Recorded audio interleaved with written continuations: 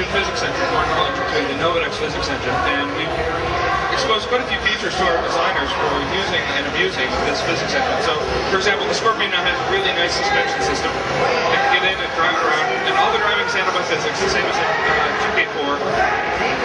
So as I drive this around, you notice I'm in an environment with a lot of detail. And we're actually streaming multiple levels in here, so as I proceed through the city, I'm actually loading other levels in the background so that I don't run out of room to explore. Or run into a lamppost here. So I'm going to come over here and drive through this park, and after I get through the park, it's actually going to transition into a cinematic that was done by one of our artists. And all of this is, of course, running in real time in Unreal Engine 3. Around this, I can exit the little park area and drive down the hill, and it transitions into the next cinematic. So, as an example of how efficient and powerful our tools are, one artist worked on this entire latter half, the entire cinematic, did the entire thing in about 3 weeks. Modeling, texturing, creating materials, doing the cinematic, creating some ambient things that fly around, and also did all of the camera cuts and transitions. So we use our matinee cinematics tool for creating all of our cinematics. We can use this for doing more than cinematics though. We can drop the properties of objects we've placed in the world, such as the gravity for a zone, a light's color, or brightness, and modify it over time. So this gives us a great deal of control over our environment. Well, initially when we first created, and also over time. So as the player progresses through an environment, it will change dynamically depending on his actions. So after this flyby is finished, I'm going to open up a physics demo and show off some of the features that we've integrated using the Novadex physics engine. It's by far not a full demonstration of them, it's just a kind of subset of some of the things we've done.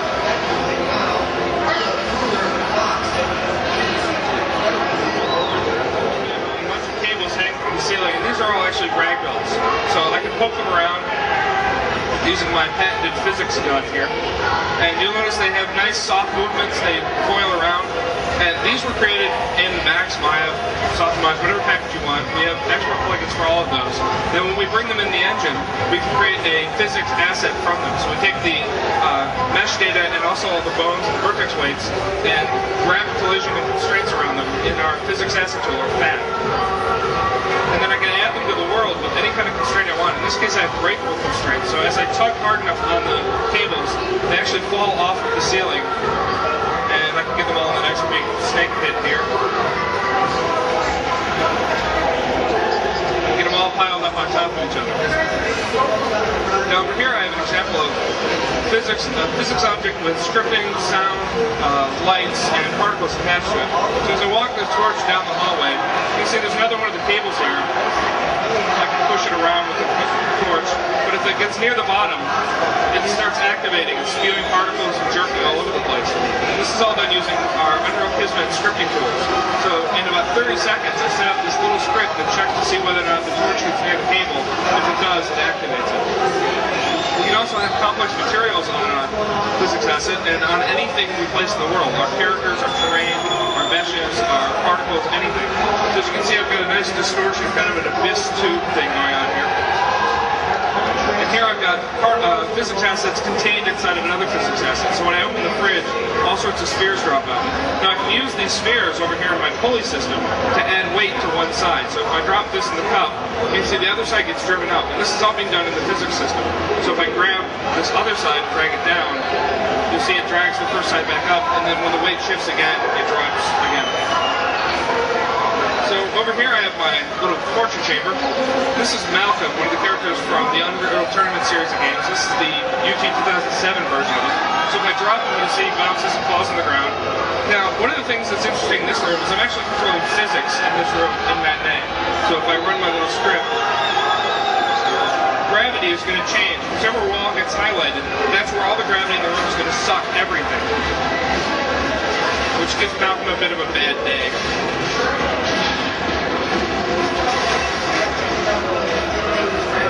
So here we have a droid that's been attached to the wall.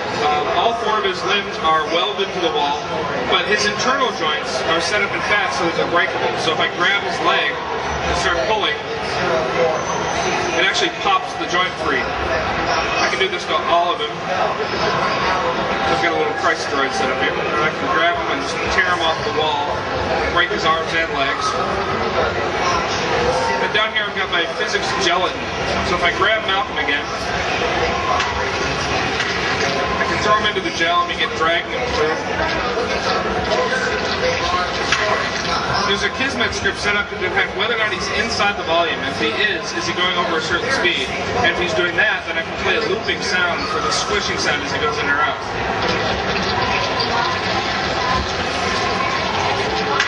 So this gives our designers a lot of control over how things are going to behave in the environment, on top of how the environment looks.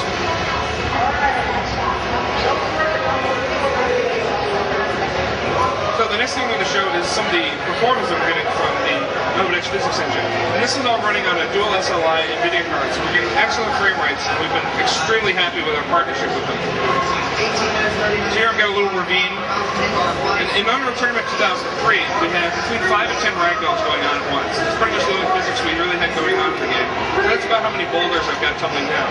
If we had more than 5 or 10 ragdolls, we killed off the oldest one when we spawned a new one. Now in Unreal Tournament 2004, we added vehicles, so we had to tweak the physics engine a bit, get it working a little more robustly. Oh.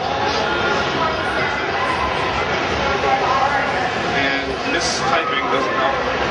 So now I've got about 20 boulders coming down the hill. And this is kind of representative of what was going on in Unreal Tournament 2004. We had vehicles going on, they died, they had physics objects coming off of them, in addition to all the player deaths.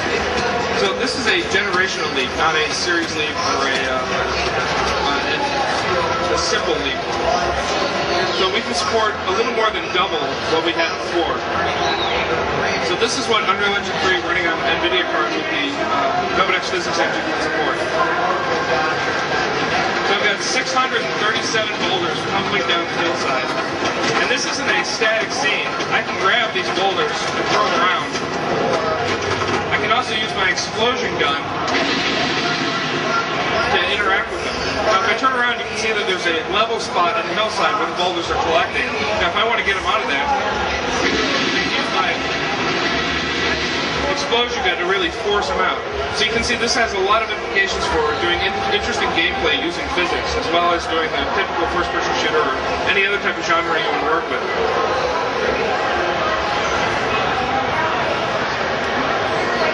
So the next map that I'm going to open up is a kind of integration of all the things that I've shown. It's a Rube Goldberg device that has scripting, physics, and cinematics all going on at once. So as the gear rolls down this slope, it's going to tap into the other gear, and all this is being driven by the physics engine, which is going to roll down into this ball, which is going to roll down the rails. So this ball rolls down the rail into the catapult you see at the bottom, and then wackiness ensues.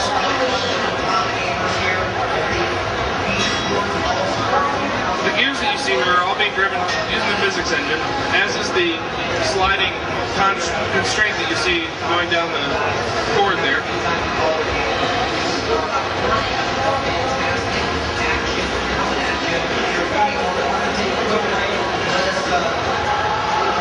So there's the pulley system that I showed earlier being used for a different purpose.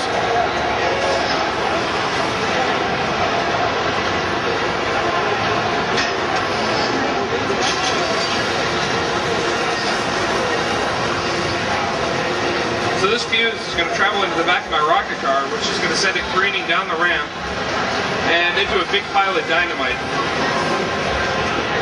So this was all done by designers. There were no programmers involved in making this demo. It was just taking the tools exposed to us inside of Kismet that got loaded. And this object is a material. So I can see I've got a texture that's being, the red, green, and blue channels are being wired to the diffuse. I've got a real-time preview, and then the normal map is down here, again, being wired into the normal input of the shader. Now I can modify this at will. So say I wanted a different color board, I could drop in and multiply it from my right-click menu. And what I'm basically doing here is I'm constructing a shader out of fragments. Each one of these nodes represents a small portion of shader code that's being recompiled as I change things. So I'll wire the texture into the B input of the multiplier and drop in a color.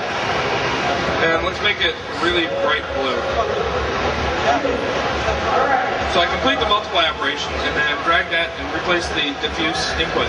So now I've got a completely different version of the shader that I've recompiled in almost instantaneously. It gives me a lot of freedom and also customization ability very quickly. And if I close this, you can see it's updated the skin on the board and also updated the preview for both the board and the material. So as our artists work, they get immediate updates of what their content looks like. So I'm going to open up a level, the same one that you were just looking at. And I'll show how we build some of our level stuff. So here we have the same environment we were just looking at. And these are static meshes, high polygon objects that we placed, have materials on them. Now say I wanted to make a second floor. Grab all of this, easily duplicate it, move it up. That. So now I've got a second floor, just drop it in really quick. Now if I wanted to add a light, that's easy as well. So I can drag it up, and you can see it's casting dynamic shadows in every single thing in the world. As I drag it around, you can see the shadows update. Now I haven't recompiled, I haven't rebuilt the level, I haven't done anything. All I've done is drop in a few assets and drop in a light. The engine automatically knows what to do and does it very, very quickly. So now this level was done. Of course, the majority of the scripting was all done inside of Kismet, which was done, like I said, by the designers. So what we have here is my Kismet workspace. These diamond-shaped objects are events. So if you're touching something, using something, a bomb going off, any kind of event you want to occur. And then when that happens, it fires out along these output lines into the inputs of these events, or these actions. So when this trigger volume is touched, and this happens to be a touch event, there's a short delay, and then it begins turning on particle system as lights in the world, runs a matinee sequence, which is controlling the fuse going along the ground, and then all of the scripting happens after that for lighting the rocket car, sending it careening down the ramp and such. Now, matinee, if I double click on one of these matinee objects, it opens up the matinee editor. Now, what you're seeing here is the cinematic that is actually going on. If I click play, it's actually going to run the cinematic in the editor in real time. Now, physics isn't simulated in the editor by default, but as you can see, I can see everything that the camera is doing. If I were to stop this, I can scrub through or go to any particular keyframe. Now, if I choose to go to one of these keyframes, I can move that key around, and now when I scrub, it goes to the new position. So any one of these keys that I want to modify, I can do it immediately and see exactly what the result is going to look like. Now, say I want to see this in the game, so I want all the physics running and everything else. Well, that means I need to save the map, close the editor, load the engine, load the map. Well, not anymore.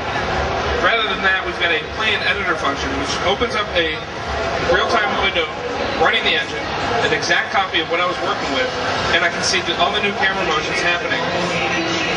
So you see the camera's going to go up, and then come down and spiral down behind the ball.